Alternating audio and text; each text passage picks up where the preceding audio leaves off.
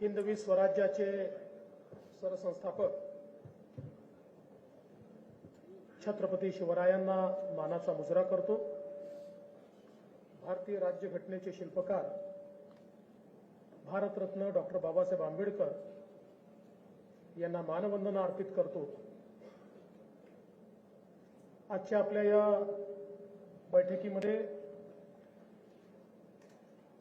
आपल्याला मार्गदर्शन करण्याकरता उपस्थित असलेले महाराष्ट्र प्रदेश भारतीय जनता पक्षाचे अत्यंत धडाडीचे अध्यक्ष, ज्यांनी अक्षरशः महाराष्ट्र पिंजून काढला आणि कार्यकर्त्यांना ऊर्जा दिली, असे चंद्रशेखर बावनकुळेजी, आपले सहप्रभारी माननीय जयभान सिंह पवैया जी, नुकतेच पुन्हा एकदा मध्य प्रदेशच्या विधानसभेमध्ये निवडून आलेले आपले दुसरे सहप्रभारी माननीय धुर्वेजी, आपल्या राष्ट्रीय मंत्री पंकजाताई मुंडे, दुसऱ्या राष्ट्रीय मंत्री आणि ज्यांनी राजस्थानच्या विजयामध्ये प्रचंड मेहनत केली अशा विजयाताई रहाटकर, आपले विधान परिषदेचे गटनेते प्रवीणजी दरेकर, या ठिकाणी उपस्थित सर्वच आपले पदाधिकारी आणि उपस्थित सर्व भगिनी आणि बंधूंनो, आज अतिशय आनंद आहे की आई जगदंबेच्या सानिध्यात कोराडीमध्ये आपली ही बैठक होते। आपले प्रदेशाध्यक्ष चंद्रशेखर बावनकुळेजींनी अनेक वर्ष या भागाचं प्रतिनिधित्व केलंय आणि अतिशय सुंदर या मंदिराचा विकास देखील त्यांनी केलाय। त्यामुळे जाताना सगळ्यांनी आई जगदंबेचं दर्शन घेऊन जावं अशी देखील आपल्या सर्वांना विनंती करतो। आज खरं म्हणजे ही बैठक होत असताना एकीकडे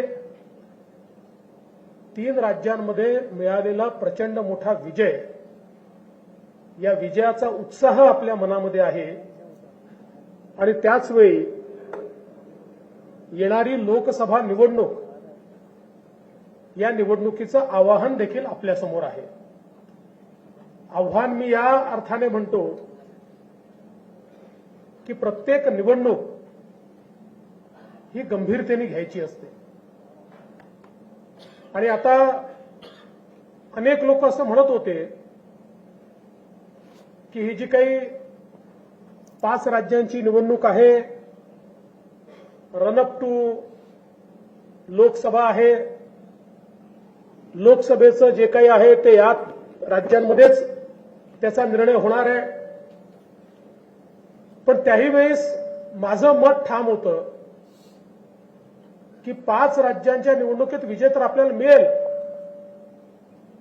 पण या 5 राज्यात विजय मिळो का न मिळो, लोकांनी एक गोष्ट मनामध्ये पक्की ठेवली आहे की देशाची सूत्र पुन्हा एकदा मोदीजींच्याच हातात द्यायची।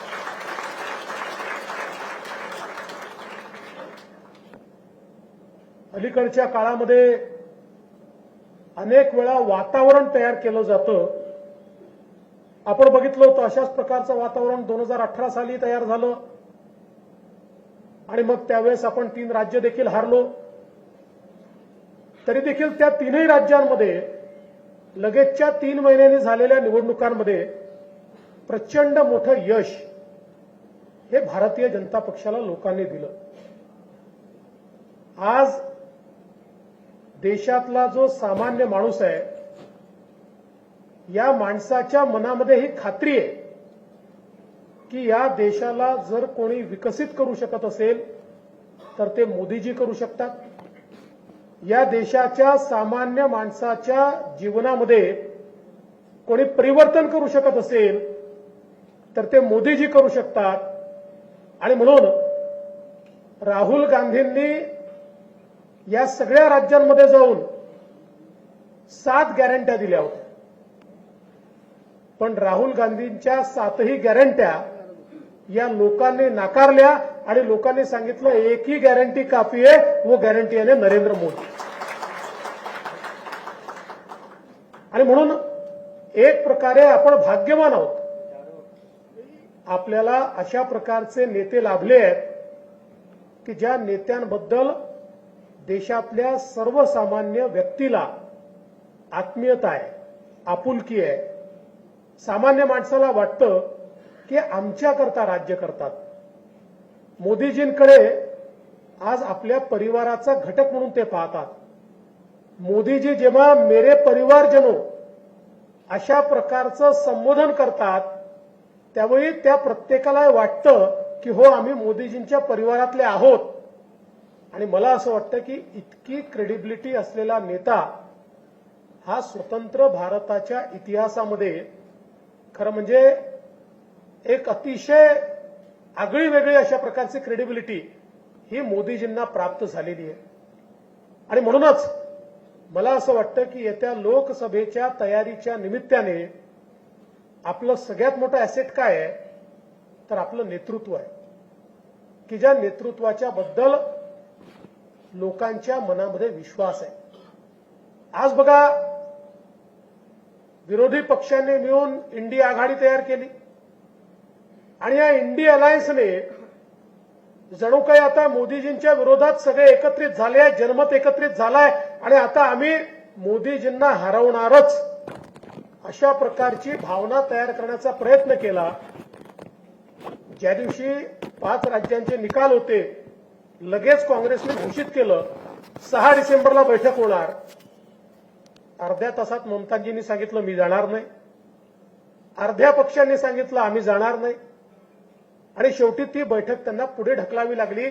कारण हे जे इंडिया अलायन्स तयार झालेलं आहे या इंडिया अलायन्स समोर कुठला अजेंडा नाहीये. देशाच्या विकासाकरता एकत्रित आलेले नाहीयेत, समाजाला पुढे नेण्याकरता एकत्रित आले नाहीयेत, गरिबी निर्मूलनाकरता एकत्रित आले नाहीयेत. हे सगळे एकत्रित आले एका अजेंड्यावर की मोदीजींना हटवलं नाही तर आपल्या परिवारवादी पार्ट्यांची दुकानं बंद होणार, त्याला कुलप लागणार आणि त्याला कुलप लागू नये एवढ्या एका भावनेनं हे सगळे एकत्रित आले आहेत. आणि म्हणून आपण जसं नेहमी सांगतो की या पार्ट्यांकरता त्यांचा परिवार म्हणजे देश आहे आणि मोदीजींकरता देश म्हणजे त्यांचा परिवार आहे. हा एक महत्वाचा फरक आपल्याला या ठिकाणी पाहायला मिळतो. आणि आता महाविजय 2024 हे अभियान आपण सुरू केलंय आणि या अभियानाच्या रूपानं खालपर्यंत संघटनेची रचना आपण केली आहे. आपल्याला सुधीर भाऊंनी निवडणुकांच्या संदर्भात एक काय आपली स्ट्रॅटेजी असली पाहिजे, काय आपण केलं पाहिजे हे अतिशय चांगल्या प्रकारे सांगितलेलं आहे. आणि मुळातच विजयाची भावना घेऊन आपल्याला मैदानात उतरायचं आहे. पण ते उतरत असताना अति आत्मविश्वास किंवा आपण तर जिंकणारच आहोत ही जी भावना आहे की आता आम्ही काही नाही केलं तरी आहे मोदीजींचं नाव, आम्ही जिंकणारच आहोत, अशा भावनेमध्ये जर आपण गेलो तर मला असं वाटतं की मोदीजी जी काही मेहनत करतात त्या मेहनतीला साजेसं आपलं काम होणार नाही. आणि म्हणून पहिल्यांदा तर पुढचे 3-4 महिने आणि मग त्याच्यानंतर विधानसभेची तयारी चालू होईल. त्यामुळे मी असं म्हणतो की पुढचे एक 9-10 महिने आपल्याला आपला पूर्ण वेळ, आपली पूर्ण क्षमता ही आता पक्षाकरता आणि पक्षाच्या कार्याकरता देणं आवश्यक आहे. आज महाराष्ट्रामध्ये आपलं सरकार आहे, एकनाथराव शिंदेजी यांच्या नेतृत्वात हे सरकार चालतंय. 3 पक्ष आपण सोबत आहोत. भारतीय जनता पार्टी आहे, शिवसेना आहे, अजितदादांची राष्ट्रवादी आपल्या सोबत आहेत. 3 पक्ष मिळून आपण सरकार चालवतो आणि लोकसभेची निवडणूक असो की विधानसभेची निवडणूक असो दोन्ही निवडणुका 3ही पक्ष आपण एकत्रित लढणार आहोत. आता आपल्याला किती जागा मिळतील, त्यांना किती जागा मिळतील, काळजी करू नका. एकतर पहिल्यांदा तुम्हाला सांगतो की तुमच्या मनात आहे तेवढ्या जागा आपल्याला मिळणार आहेत, त्यापेक्षा कमी जागा आपल्याला मिळणार नाही. आणि दुसरी गोष्ट ही लक्षात ठेवा की ज्या जागा आपण लढत नाही तिथे जो निवडून येणार आहे तोही मोदीजींकरताच हात वर करणार आहे. त्यामुळे 48ही लोकसभामध्ये भारतीय जनता पक्षाचे कार्यकर्ते जणू काही आपण लढणार आहोत. ही लोकसभा निवडून आणणं आपलं प्रेस्टिज आहे. ही लोकसभा निवडून आणण्याकरता आपली क्षमता लागली पाहिजे. अशा क्षमतेनं आपल्याला मैदानामध्ये उतरायचं आहे. विकसित भारत यात्रा सुरू झाली आहे. विकसित भारत यात्रा ही एक अशी यात्रा आहे की जी जनसामान्यांपर्यंत आपल्याला पोहोचवते. मुळात यात्रा काय आहे? देशामध्ये मोदीजींनी वेगवेगळे कार्यक्रम हातामध्ये घेतले. आता आपण बघितलं अतिशय चांगली यात्रा आपल्या आघाडीने या ठिकाणी सुरू केली. विश्वकर्मा सारखा कार्यक्रम की पहिल्यांदा देशातल्या 12 बलुतेदारांचा विचार हा मोदीजींनी या ठिकाणी केलाय. ज्यांना आपण 18 पगड जाती म्हणतो, 12 बलुतेदार म्हणतो, ज्यांना आपण मायक्रो ओबीसी म्हणतो, अशा सगळ्या प्रकारच्या लोकांचं हित हे सेंट्रल अजेंड्यावर देशाच्या स्वातंत्र्यानंतर पहिल्यांदा आलाय. आणि अशा प्रकारची योजना आहे की हा जो सामान्य आमचं मायक्रो ओबीसी आमचं 12 बलुतेदार आहे याच्या जीवनामध्ये पूर्ण परिवर्तन करू शकेल, याला अधिकारिता देऊ शकेल, याला समृद्ध करू शकेल, याच्या पुढच्या पिढ्यांचं कल्याण करू शकेल, अशा प्रकारची योजना मोदीजींनी सुरू केली. किंवा काही दिवसांपूर्वी झारखंडमध्ये आदिवासी समाजाकरता जी योजना मोदीजींनी सुरू केली, 25,000 कोटी रुपये हे विशेषतः आदिम जमातींकरता मोदीजींनी त्या ठिकाणी ठेवले. आणि हा जो शेवटचा माणूस आहे म्हणजे आदिवासींमधलाही जो अधिक दुर्बल आहे, हे प्रिमिटिव्ह ट्राईब्स आहेत की ज्यांच्याकडे लक्ष दिलं नाही तर कदाचित हे संपून जातील, एक्सटिंक्ट होतील. अशा प्रकारचे जे ट्राईब्स आहेत की ज्यांच्यामध्ये आजही जर आपण बघितलं की यांच्यातले 60-70% लोक आजही बेघर आहेत, त्यांच्यापर्यंत कुठलाही विकास पोहोचलेला नाहीये. या शेवटच्या माणसाची चिंता करत पुढच्या 3 वर्षामध्ये पीव्हीटीजी मधला एकही आदिवासी हा बेघर राहणार नाही. प्रत्येकाचं घर असेल, त्या प्रत्येक पाड्यामध्ये रस्ता असेल, त्या प्रत्येक पाड्यामध्ये पिण्याचं पाणी असेल, त्या प्रत्येक पाड्यापर्यंत लाईटची व्यवस्था केली असेल, मोबाईलचं टावर गेलेलं असेल. कारण आज मोबाईल कनेक्टिव्हिटी हे आर्थिक अधिकारितेचं सगळ्यात मोठं साधन आहे आणि म्हणून ते गेलं असेल, रोजगाराच्या संधी तिथे गेल्या असतील. अशा प्रकारची व्यवस्था आज या कार्यक्रमाच्या माध्यमातून त्यांनी केली आहे. आणि म्हणून हे जे सगळे कार्यक्रम आहेत, विकसित भारत संकल्प यात्रा ही सॅच्युरेशन पद्धतीनं लोकांपर्यंत योजना पोहोचवण्याची एक यात्रा आहे. एका परिवाराला जेवढ्या प्रकारच्या योजनांचे लाभ मिळू शकतात ते सगळे लाभ हे त्यांच्यापर्यंत पोहोचवण्याकरता ही विकसित भारत संकल्प यात्रा त्या ठिकाणी चालली आहे. आणि म्हणून मला असं वाटतं की या यात्रेमध्ये भारतीय जनता पक्षाचा प्रेझेन्स, यात्रा सरकारी आहे, आपण काही झेंडे घेऊन गेलं पाहिजे असं कोणाचं मत नाही, पण भारतीय जनता पक्षाच्या कार्यकर्त्याचं काम काय आहे तर योजना सरकारपर्यंत, सरकारच्या लोकांपर्यंत पोहोचवायच्या आहेत. मग ही यात्रा नीट गेली की नाही त्याची चिंता करणं, तिथे लोक उपस्थित आहेत की नाही चिंता करणं, जी काही कमी असेल ते त्या ठिकाणी करणं, लोक एकत्रित करणं, लाभार्थी त्या ठिकाणी त्यांच्यापर्यंत लाभ पोहोचवणं, त्यांना त्या लाभांशी जोडून देणं, या सगळ्या गोष्टी आपल्याला करायच्या आहेत. आज आपण पाहू शकतो की आज केंद्रातले 8 मंत्री हे महाराष्ट्रामध्ये वेगवेगळ्या भागांमध्ये या यात्रेच्या निमित्ताने चालले आहेत. त्यामुळे मला असं वाटतं की पुढचा काळ, आणि हे लक्षात ठेवा की ही जी यात्रा आहे, ही यात्रा खऱ्या अर्थानं सामान्य माणसाला मोदीजींशी जोडणारी यात्रा आहे. हा नुसता संकल्प यात्रेचा रथ नाहीये, हा मोदीजींच्या गॅरंटीचा रथ आहे. जी गॅरंटी लोकांपर्यंत पोहोचते, जी गॅरंटी केवळ शब्दांपुरतं मर्यादित नाहीये. आणि म्हणून हा जो काही विकसित भारत संकल्प यात्रेचा रथ आहे, याचं योग्य स्वागत होणं, तो गावोगावी पोहोचणं, त्याच्यापुढे लोक उपस्थित राहणं, याकरता आपण प्रत्यक्ष लक्ष घालण्याची आवश्यकता आहे. एक गोष्ट मी आपल्याला प्रकर्षाने सांगू इच्छितो की आज महाराष्ट्रामध्ये सामान्य माणसाला मोदीजींचं आकर्षण आहे. काही लोक म्हणतात नाही नाही ते हिंदी भाषी पट्ट्यात आहे, ते इकडे आहे, ते तिकडे आहे. याला काहीच अर्थ नाहीये. हे जे काही सांगितलं जातं, जर मोदीजींचं आकर्षण महाराष्ट्रातल्या सामान्य माणसाला नसतं तर 2 लोकसभेच्या निवडणुका 42 जागा आपण या ठिकाणी महाराष्ट्रामध्ये जिंकलो. आणि अशा ठिकाणी जिंकलो की जिथे कल्पना केली नव्हती, अशा मतदारसंघांमध्ये जिंकलो. हे का जिंकू शकलो?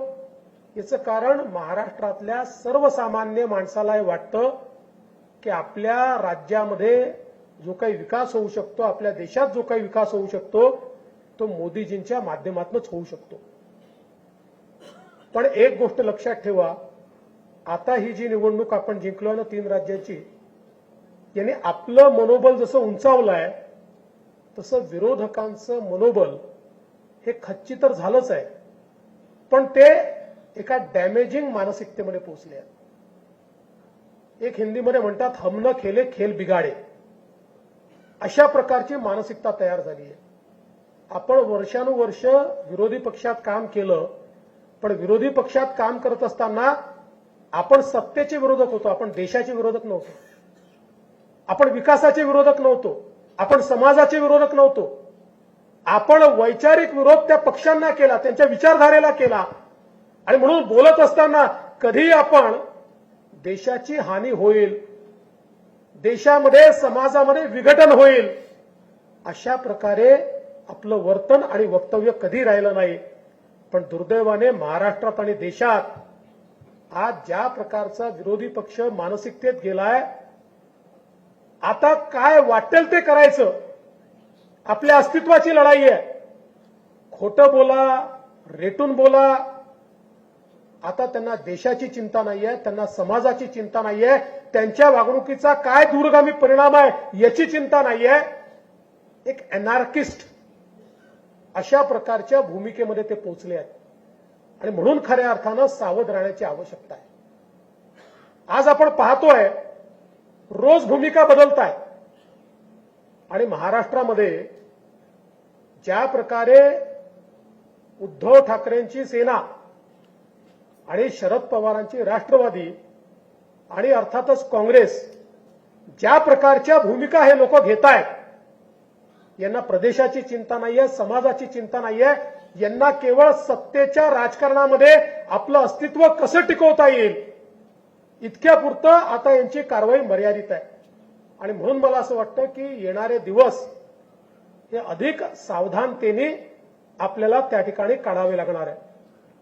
आपण बघा, मराठा आरक्षणाच्या संदर्भात आज राज्यामध्ये मोठी आंदोलनं चालली आहेत. आपण जर मराठा आरक्षणाचा इतिहास काढून पाहिला तर मराठा आरक्षणाला सर्वाधिक विरोध कोणी केला असेल तर तो शरद पवारांनी केला. शरद पवारांनी केला. इतिहास बघा. आणि अगदी महाविकास आघाडीचं सरकार होतं, त्याही वेळी आपण सुप्रियाताई सुळेंचं वक्तव्य ऐकलं असेल तर मराठा आरक्षणाशिवाय दुसरे प्रश्न नाही आहेत का, त्याच्यापेक्षा मोठे प्रश्न या महाराष्ट्रासमोर आहे असं म्हणून निघून जाणाऱ्या सुप्रियाताई, की ज्यांना वारंवार ही संधी मिळाली त्यांच्या मनामध्ये असतं तर मंडल आयोग लागू झाला त्यावेळी देता आलं असतं.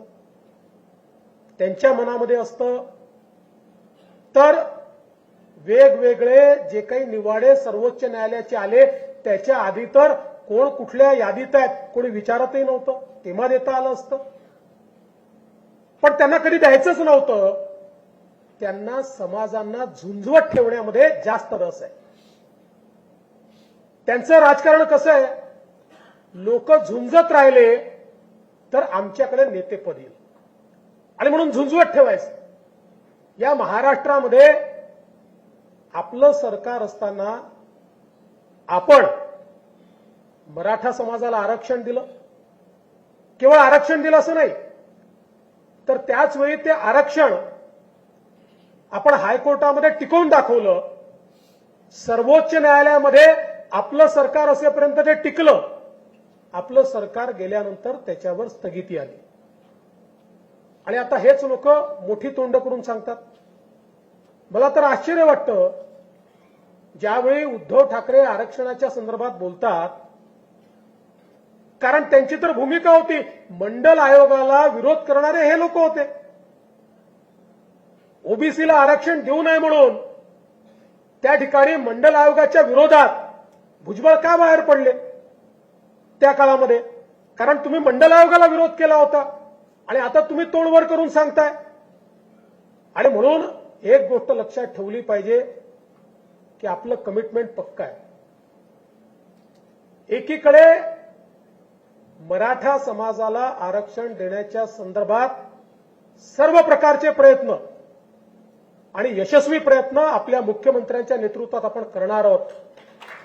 पण त्याचवेळी कुठल्याही परिस्थितीमध्ये ओबीसी समाजावर आम्ही अन्याय होऊ देणार नाही.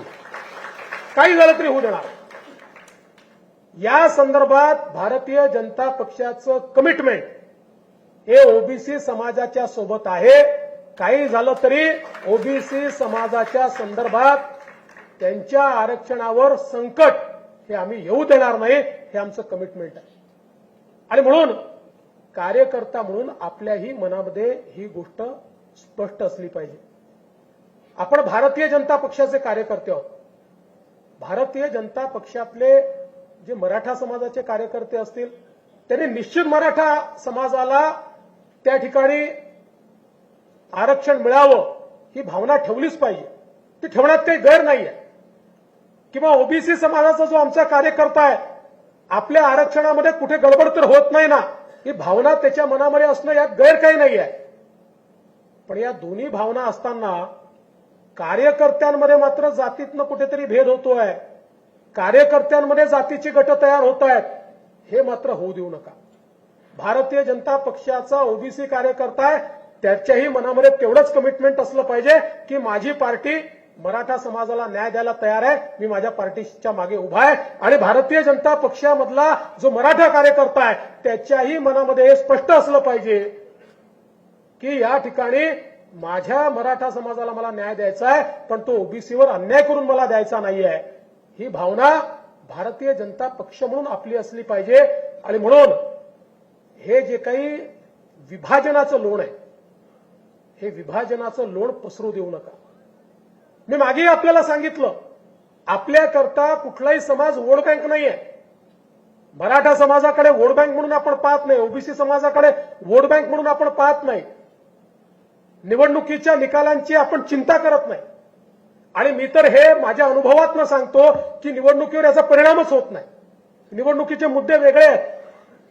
या मुद्द्यांवर निवडणुका नाही आहेत. हे समाजाचे प्रश्न आहेत. निवडणुकीच्या चष्म्यातनं या प्रश्नांकडे पाहूच नये या मताचा मी आहे. त्यामुळे निवडणुकीची चिंता करू नका. चिंता जर करायची असेल तर महाराष्ट्राचं सोशल फॅब्रिक हे कुठेतरी त्या ठिकाणी त्याला भेगा पडतायत, ते फाटताय. अशा प्रकारची जी अवस्था आपल्याला पाहायला मिळते ती चिंताजनक आहे. कारण गाव गाड्यावर सर्व लोक एकत्रितपणे त्या ठिकाणी राहिले आहेत. आपण सगळे एकमेकावर अवलंबून आहोत. प्रत्येक समाजाचं आपलं एक वेगळं महत्व आहे. आणि मग अशा परिस्थितीमध्ये मला असं वाटतं की ज्यावेळेस मोदीजी सांगतात की माझ्याकरता जात धर्म महत्वाचा नाहीये, माझ्याकरता महत्वाचं संविधान आहे आणि माझ्याकरता एकच जात आहे ती म्हणजे गरिबी, सगळ्या प्रकारच्या गरिबांना त्या ठिकाणी न्याय देण्याचं काम, मग आरक्षणाची भावना कशातनं निर्माण होते? गरिबीतनंच निर्माण होते. आरक्षणाची भावना कुठेतरी आम्ही मागासलेले आहोत यातनंच निर्माण होते. त्यामुळे आरक्षण महत्वाचं आहे ते तर देऊच, पण त्याच्यासोबत जोपर्यंत हे मागासलेपण आपण दूर करणार नाही तोपर्यंत कितीही आरक्षण आपण दिलं तरी देखील समाजातलं ही जी भावना आहे की आम्ही मागासलेले आहोत ही भावना दूर होऊ शकणार नाही. आणि म्हणूनच मागच्या काळामध्ये वेगवेगळ्या समाजांकरता आपण वेगवेगळे निर्णय घेतले. आज अण्णासाहेब पाटील आर्थिक विकास महामंडळाच्या माध्यमातून मराठा समाजामध्ये 70,000 उद्योजक तयार करण्याचं काम आपण त्या ठिकाणी केलंय. आज या ठिकाणी महाज्योतीच्या माध्यमातून ओबीसी समाजाकरता फेलोशिपपासनं स्कॉलरशिपपासनं तर मला अतिशय आनंद वाटतो की आता आपण म्हणजे मी जेव्हा मुख्यमंत्री होतो आपण घोषणा केली होती, मध्यंतरीच्या सरकारने आपण घोषणा केली होती की 36 हॉस्टेल आम्ही ओबीसी करता तयार करणार. 2.5 वर्ष सरकार यांचं होतं, यांनी घोषणा केली, त्यांनी 36 म्हटले होते, आम्ही 72 करणार. एक हॉस्टेल सुरू केलं नाही. पण आज मला आनंद आहे की आपले मंत्री अतुल सावे यांना आपण सांगितलं, त्यांनी पाठपुरावा केला आणि 52 हॉस्टेल सुरू होत आहेत ओबीसी समाजात. 52 आणि उरलेले 20 हॉस्टेलची पण जागा आता आपण शोधतो, पण 52 हॉस्टेल हे तयार होत आहेत. आणि या व्यतिरिक्त ज्यांना हॉस्टेलमध्ये जागा मिळणार नाही अशा आमच्या विद्यार्थ्यांना त्या ठिकाणी आपण योजना तयार केली आहे. त्यांना आपण कॅशमध्ये पैसे देणार आहोत. राहण्याची व्यवस्था, खाण्याची व्यवस्था, पुस्तकांची व्यवस्था याकरता त्यांना त्या ठिकाणी स्वयंसारख्या योजनेच्या माध्यमातून त्यांना आपण मदत करणार आहोत. म्हणजे पहिल्यांदा अशा प्रकारे समाजाचा विचार झालाय.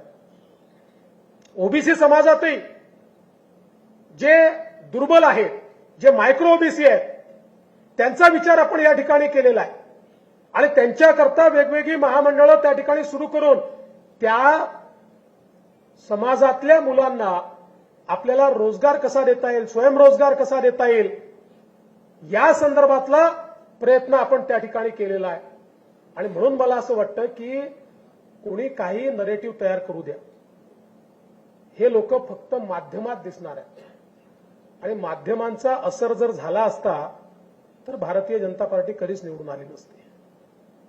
मी असं म्हणत नाही, माध्यमांचं एक महत्वाचं रोल आहेच, पण ज्या वेळेस एखादा नरेटिव्ह हा सत्यापासून विपरीत असतो, ज्या नरेटिव्हमध्ये केवळ राजकारण आहे, ज्याच्यात सत्य नाही आहे, अशा प्रकारचा नरेटिव्ह तुमचं भाग्य कधीच बदलू शकत नाही. हा नरेटिव्ह 4 दिवस चालतो पण 5व्या दिवशी तो मरतो.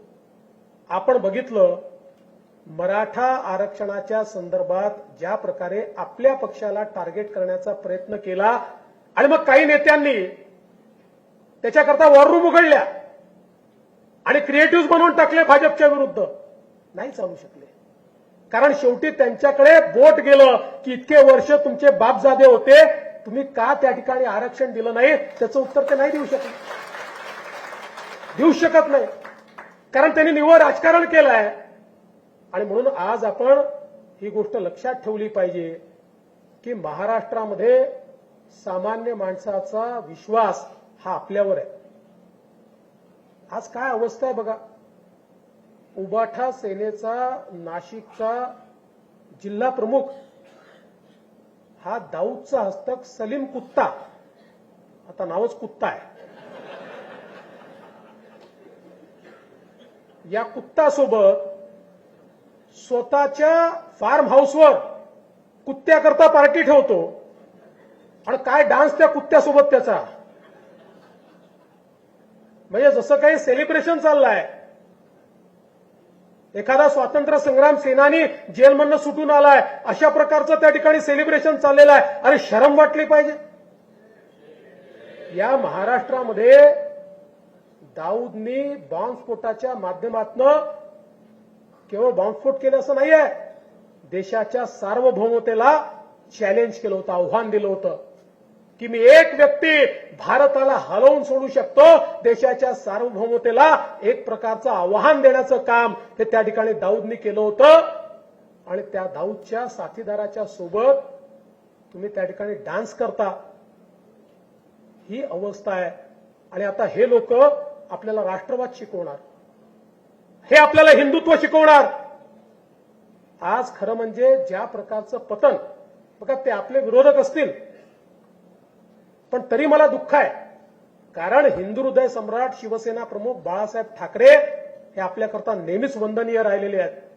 आणि त्यांच्यासोबत इतके वर्ष काम करताना खऱ्या अर्थानं जो विचार त्यांनी मांडला, आता तो विचार त्यागून आणि त्या विचारांच्या विरोधकांसोबत रोज मांडीला मांडी लावून बसायचं आणि भाषणात आपल्याला सांगायचं आम्हीच हिंदुत्ववादी आहोत, तुम्ही आम्हाला शिकवू नका. अरे आम्ही शिकवायचं सोडा, जनता तुम्हाला धडा शिकवणार आहे. आता हे जे काही तुम्ही केलेलं आहे, जनता तुम्हाला या ठिकाणी धडा शिकवणार आहे. आज मी एक या निमित्ताने सांगू इच्छितो की हे जे काही 3 पक्ष तिकडे एकत्रित आहेत, काँग्रेस पक्षाची तर काय अवस्था आहे सांगण्याची आवश्यकता नाही. मगाशी सुधीर भाऊंनी सांगितलं खरं आहे की राहुल गांधी हे ईश्वराने आपल्याला दिलेलं वरदान आहे.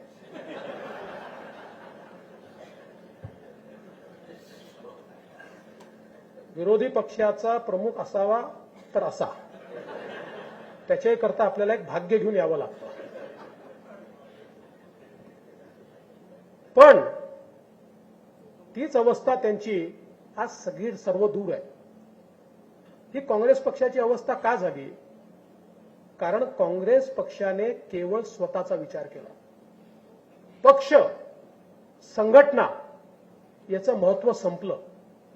एक काळ असा आला, काँग्रेस पक्षामध्ये निवडणुका कशा व्हायच्या, तर तिथला जो कोणी प्रमुख आहे स्थानिक स्तराचा, तो एक कोणाला तरी बोलवायचा, पोरांना बसवायचा, मतदार याद्या घेऊन बसायचे, त्यांना पैसे दिले जायचे आणि मग त्यातनं त्या मतदार याद्यातनं ते सदस्य करायचे, मग त्याचं इलेक्शन दाखवायचे, मग हा निवडून यायचा. त्यामुळे बघता बघता तिथे कार्यकर्ता संपला, नेते मोठे झाले, पक्ष लहान होत गेला. आणि आज अवस्था अशी आहे की देशातल्या सगळ्यात जुन्या पक्षामध्ये आज ज्या प्रकारची सुंदोपसुंदी आपल्याला पाहायला मिळते, ज्या प्रकारची अवस्था पाहायला मिळते, हा पक्ष वर येणं कठीण आहे. आणि म्हणूनच भारतीय जनता पक्षामध्ये आजही संघटनेचं महत्व काय? भारतीय जनता पक्षामध्ये परवा अमितभाई शाह यांनी सांगितलं, त्यांना ज्यावेळेस विचारलं की आपके कद्दावर नेताओं को आपने मुख्यमंत्री नहीं बनाया, त्यास त्यांनी सांगितलं की भारतीय जनता पक्षामध्ये सगळ्यात कद्दावर जर कोणी असेल तर तो आमचा सामान्य कार्यकर्ता. हमारे सामान्य कार्यकर्ता से कद्दावर नेता कोई नहीं है. आणि हे विचार करा की आज भारतीय जनता पक्षामध्येच हे शक्य आहे. कधीतरी नेतृत्व आपण बदलत असतो. पक्षामध्ये नेतृत्व जर बदललं नाही तर नवीन पिढी तयार होत नाही. याचा अर्थ ज्यांना बदललं त्यांच्यात काही कमतरता आहे का? ती बिलकुल नाही आहे. किंबहुना त्यांचे रोल बदलत असतात, त्यांच्याकडे काही नवीन रोल येत असतात. अशाच प्रकारे पक्ष चालत असतो. काँग्रेसमध्ये हे बदल त्यांना कधी करताच आले नाही. कारण काँग्रेसमध्ये बदल केला तर ज्याला बदललं तो पक्षाची कबरच खोदायला निघतो. हे भारतीय जनता पक्षामध्ये शक्य आहे की वेगवेगळे रोल हे सहजतेने स्वीकारले जातात. कालपर्यंत ज्याच्याकडे सर्वोच्च रोल होता त्याला जर सांगितलं की तू दुसरा रोल स्वीकार तर तोच स्वीकारतो. कारण भारतीय जनता पक्षाच्या नेत्यांना या गोष्टीची कल्पना आहे की आपलं नेतृत्व मोठं झालंय ते कार्यकर्त्यांमुळे, आपलं नेतृत्व मोठं झालंय ते पक्षामुळे. आज ही जी ऊर्जित अवस्था दिसते ती मोदीजींनी जे बलिदान दिलं, आजही दिवसातले 24 तास मोदीजी जे काम करतात त्याच्यामुळे आपल्याला हे दिवस त्या ठिकाणी दिसत आहेत. आणि म्हणून खऱ्या अर्थानं भारतीय जनता पार्टी हा कार्यकर्त्यांचा पक्ष आहे. माझी आपल्याला विनंती आहे, आता या निवडणुकांच्या निमित्ताने जसं मगाशी सुधीर भाऊंनी देखील सांगितलं, काही जिल्ह्यांमध्ये आपल्याला मतमतांतरं दिसून येतात, काही जिल्ह्यांमध्ये अशी अवस्था पाहायला मिळते की एकमेकाशी थोडे डिफरन्सेस आहेत, पटत नाही. एक गोष्टीचं समाधान आहे, भारतीय जनता पक्षामध्ये एकमेकात विस्तव जात नाही अशी परिस्थिती नाही, ती निर्माणही होणार नाही. पण तरी देखील जेव्हा तिकिटाचे 2 ऍस्पिरंट असतात त्यावेळी त्या ठिकाणी काही ना काही मतमतांतरं असतात. मी एकच गोष्ट आपल्याला सांगतो, मागच्या वेळेस मी सांगितलं, ही निवडणूक भाजप करता लढायची नाहीये, ही निवडणूक भारताकरता लढायची आहे. आपल्या विचाराची संकुचितता बाहेर ठेवा, बाजूला ठेवा. या निवडणुकीमध्ये आपलं काम एकच आहे, ते म्हणजे पुन्हा एकदा भारत मोदीजींच्या हातामध्ये द्यायचा. कारण मी तुम्हाला सांगतो, मी पाहतोय समोरचं दिसतंय मला, 2030चा भारत मला दिसतोय.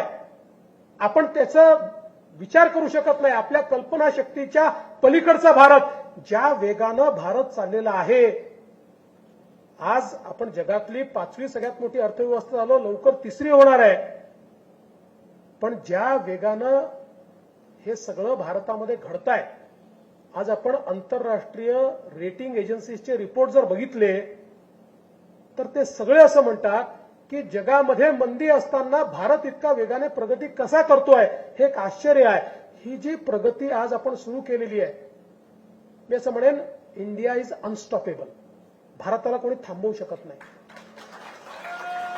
आणि मग अशा परिस्थितीमध्ये आज आपले संकुचित भांडणं किंवा मला काय मिळालं, मला काय नाही मिळालं, या सगळ्या गोष्टींचा विचार न करता भारताकरता काम करायचं आहे. भारताच्या 140 कोटी लोकांकरता मला काम करायचं आहे आणि त्याकरता काम करायची संधी मला मिळालेली आहे. अशा प्रकारचा विचार मनामध्ये ठेवून लोकसभेकरता आणि विधानसभेकरता आपल्या सगळ्यांना कामाला लागायचं आहे. आणि मला विश्वास आहे, भारतीय जनता पक्षाचा कार्यकर्ता हा बजरंगबलीचा उपासक आहे. बजरंगबलींना त्याची ताकदच माहीत नव्हती. बजरंगबलींना सांगितलं लंकेमध्ये जा, ते म्हणाले मी कसा जाणार आहे. आणि जेव्हा त्यांना त्यांची ताकद सांगितली की तुम्ही तर लहानपणी सूर्य गिळायला निघाला होता, ही तुमची क्षमता आहे, तुमच्या क्षमतेचा वापर करा, ते सांगितल्यावर 2 उड्या मारून बजरंगबली लंकेमध्ये गेले आणि त्याच्यानंतर काय करून आले हे आपल्या सगळ्यांना त्या ठिकाणी माहिती आहे. तसेच बजरंगबलीचे उपासक आपण आहोत. माझं काम एवढंच आहे की तुमच्यातली ऊर्जा आणि तुमच्यातली क्षमता याची आठवण तुम्हाला मला करून द्यायची. एकदा ती तुम्हाला झाली की मला वाटत नाही की मग बावनकुळे साहेब आपल्याला मागे वळून पाहायची काही त्या ठिकाणी वेळ येईल. आणि म्हणून महाविजय 2024 करता जे कार्यक्रम प्रदेश अध्यक्षांनी आपल्याला दिलेले आहेत ते कार्यक्रम यशस्वी करायचे आहेत. आपल्या जीवनाचा जेवढा काही वेळ आणि जेवढी क्षमता आहे ती पूर्ण वापरायची आहे. आणि पुन्हा एकदा भारत मातेला सुजलाम सुफलाम करण्याकरता, भारत मातेला सर्वोच्च पदावर नेण्याकरता आणि भारतातले दीनदलित, गोरगरीब, आदिवासी, शेतकरी, शेतमजूर, वंचित, दलित, आदिवासी या प्रत्येकाच्या जीवनामध्ये परिवर्तन करण्याकरता हा देश मोदीजींच्या हातात गेला पाहिजे. याकरता आपण सगळे लोक मिळून काम करू, एवढीच आपल्याला विनंती करतो आणि माझं बोलणं संपवतो. धन्यवाद. जय हिंद, जय महाराष्ट्र.